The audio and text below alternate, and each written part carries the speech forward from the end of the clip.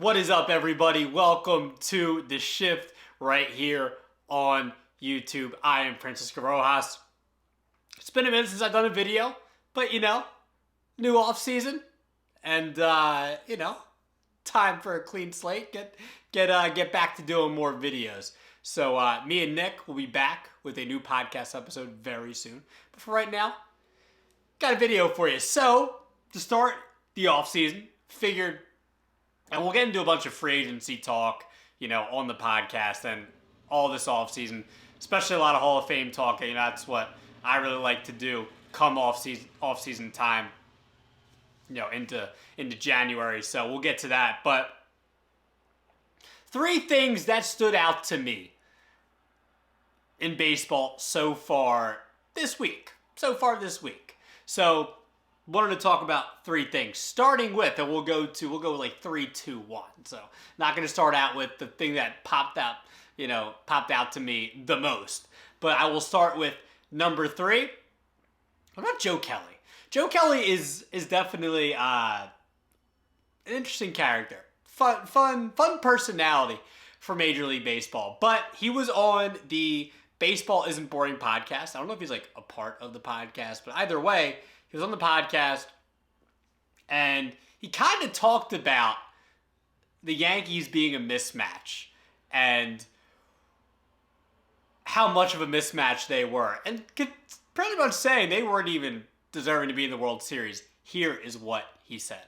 If it was like the NCAA, like basketball, baseball, hockey, or football, it was just a mismatch from the get-go. Like, we had a playoff re-ranking, like, they might be ranked 8th or 9th best playoff team. You know what I mean? Like, you're putting the Padres ahead of them. You're putting the Phillies ahead of them. You're putting the Mets ahead of them. You're putting the Braves ahead of them, and the Braves just got unlucky because they had to play that doubleheader. You're putting, the Guardians played like crap, but the Guardians played better baseball around. Like, it was just a complete mismatch, and it was kind of the same feeling from 2018 when we had to go play the Dodgers. Like, the Red Sox were just a way better team. So all we knew is that we just had to play regular Dodger baseball. We didn't have to play out of our butts. We didn't have to do anything crazy, and we were going to win the World Series. It's facts. Like, just look at the team, look at the talent. Re-rank the teams, and they're ranked 8th, and they played against the number 1 seed. So yeah, look, it's fine if Joe Kelly wants to say a mismatch, but for him to go on there and say, and to go on about, oh, well, they really should have been the 8th or 9th seed if you wanted to reseed and do the whole college football and college basketball thing.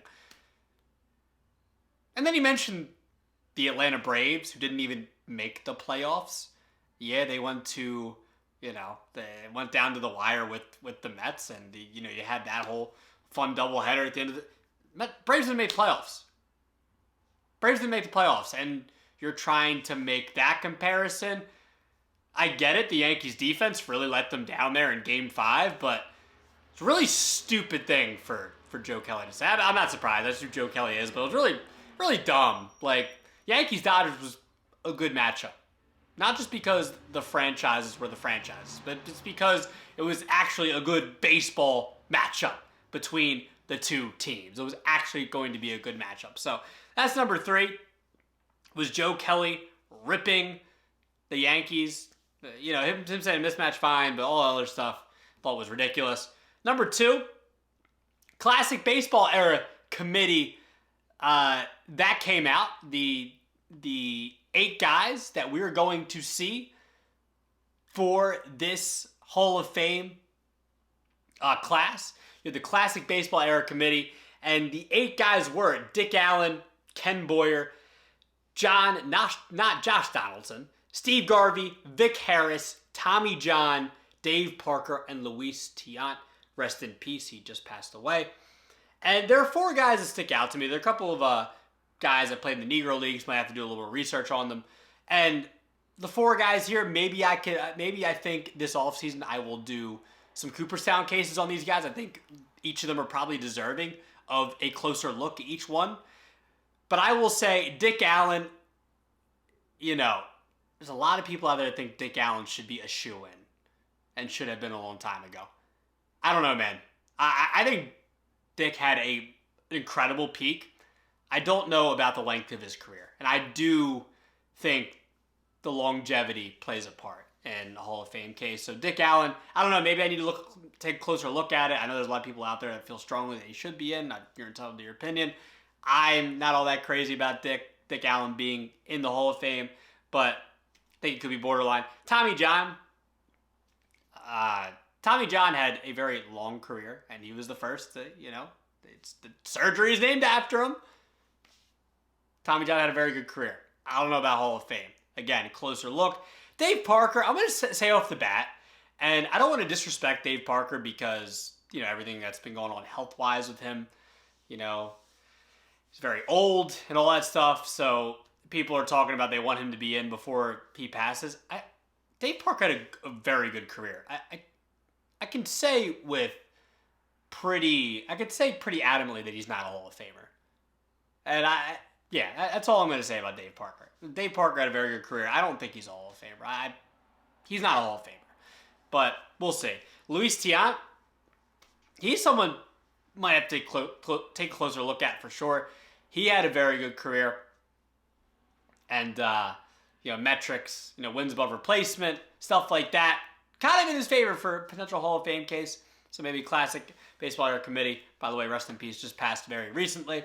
So Classic Baseball Era Committee just came out. So interested in your thoughts on that for sure. And the number one thing that I am watching, or that I really popped out to me this week so far, Roki Sasaki, the 23-year-old Japanese baseball guy's gonna be an ace already when he gets here.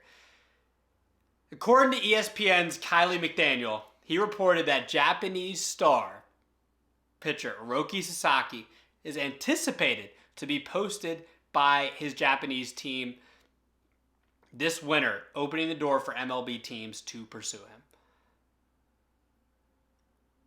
I have been waiting for this since the World Baseball Classic.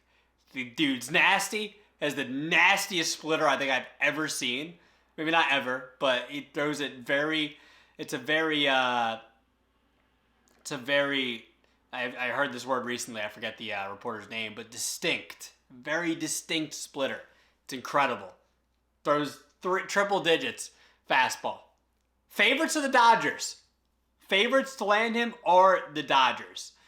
So, Ohtani, Sasaki, and Ohtani, imagine that. And then what if the Dodgers get Soto, too? I don't think baseball wants it. I don't think a lot of us want it. But, that would be pretty insane. Would be pretty insane. They're already stacked that. This is just won the World Series.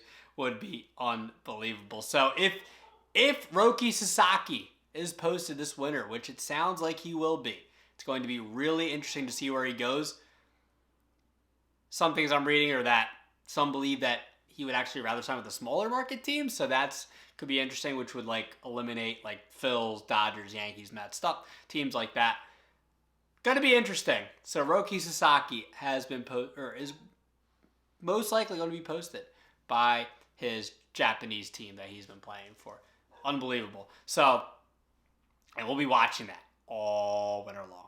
That's going to be exciting. So, those are the three things that have stood out to me the most this past week. I would love to know your thoughts on all three of these items that I talked about on Twitter, at Rojas_media_. You can tweet The Shift as well, at The Shift_media. Follow us there for more content. So, that is going to do it for this video on The Shift on YouTube. Make sure you subscribe, all that good stuff. That's going to do it for me, Francisco, and I'll talk to you guys soon.